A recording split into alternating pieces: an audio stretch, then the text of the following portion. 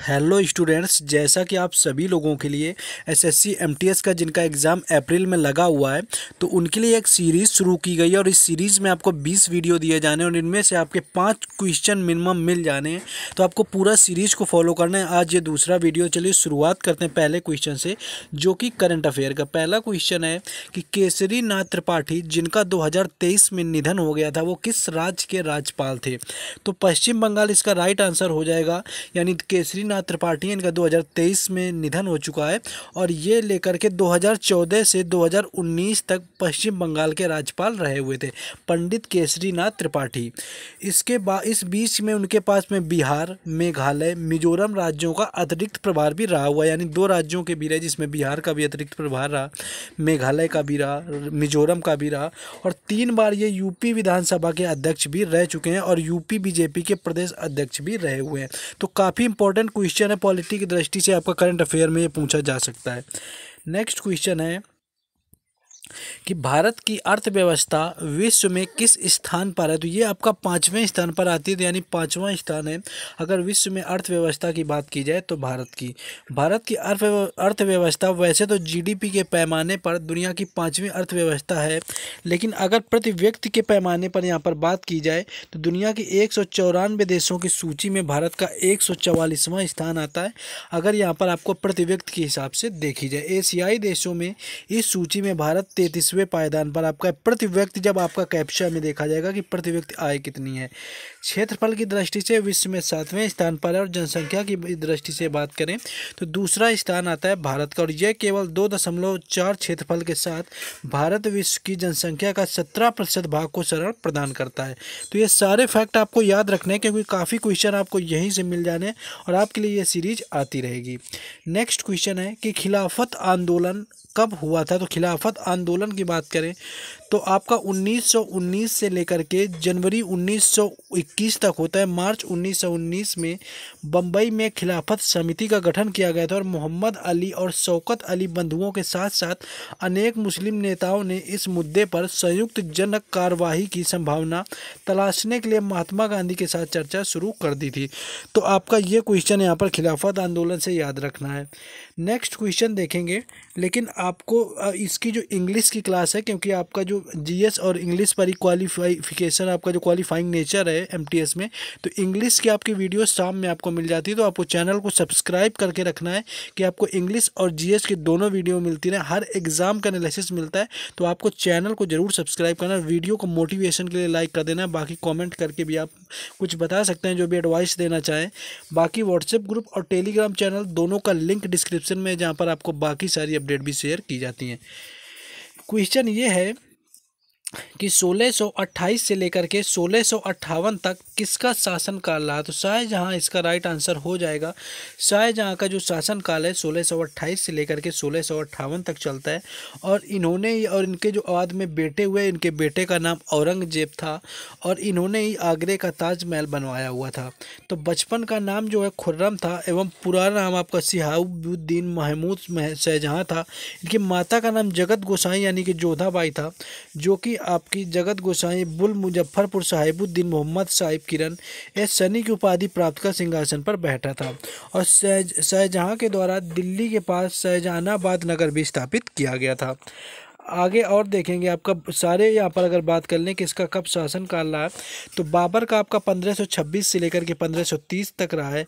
हुमायूं का आपका 1530 से 1540 चलता है और 40 में इसको शेर शाह सूरी हराता है और फिर आके ये दोबारा से साम्राज्य लेता है। तो 1555 में फिर गद्दी संभालता है और 1556 में हुमायूं की मृत्यु हो जाती है। उसके बाद आ जाता है अकबर, और अकबर 1556 से लेकर के 1605 ईस्वी तक रहे हुए थे।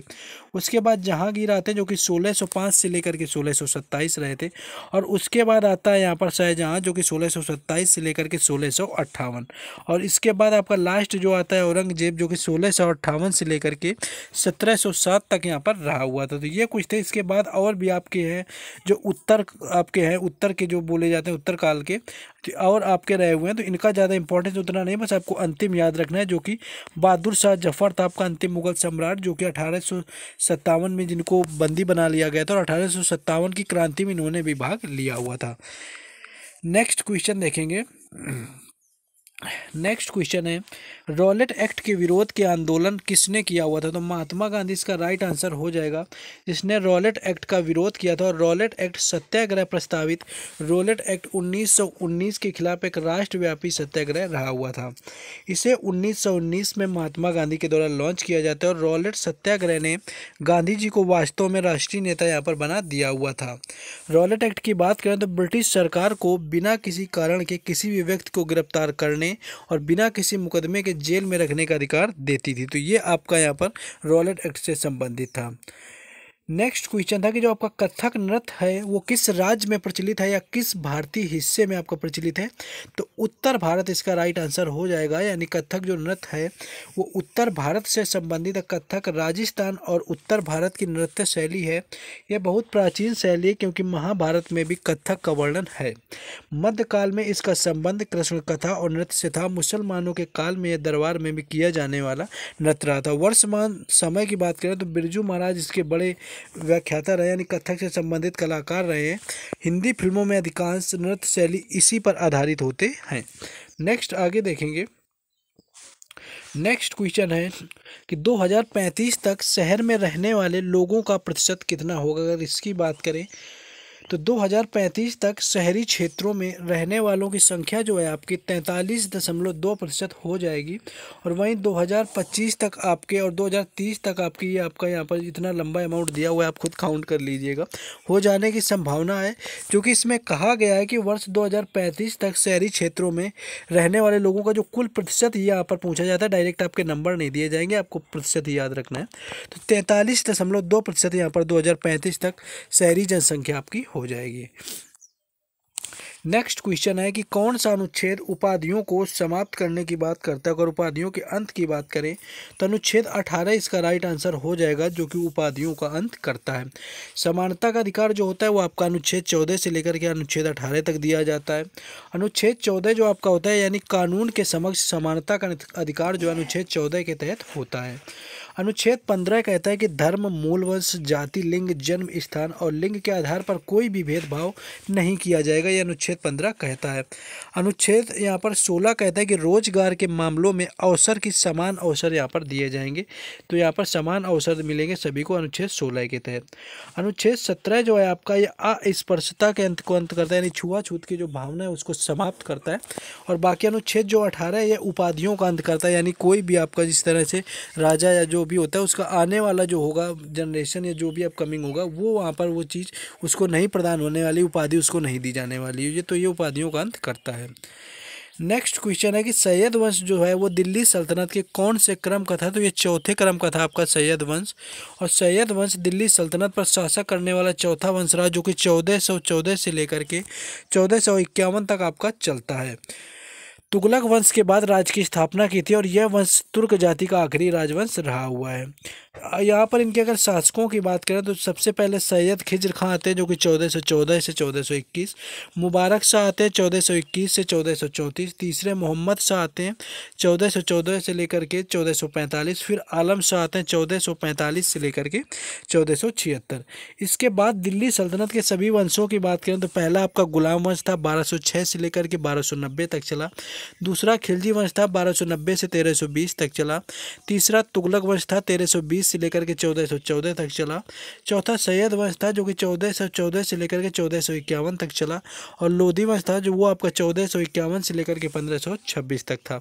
इनमें से पहले 4 वंश मूल रूप से तुर्क थे और आखिरी जो वंश रहा वो ये आपका अफगान था। यहाँ पर नेक्स्ट क्वेश्चन आपका कई बार पूछा गया कि मोहम्मद अली जिन्ना ने अपनी 14 सूत्री मांग किस वर्ष प्रस्तुत की थी? तो यहाँ पर 28 मार्च 1929 राइट आंसर हो जाएगा। इसमें दिल्ली में मुस्लिम लीग के अधिवेशन में अपना 14 सूत्री प्रस्ताव रखा और यह अधिवेशन जिन्ना की अध्यक्षता में ही संभव हुआ था।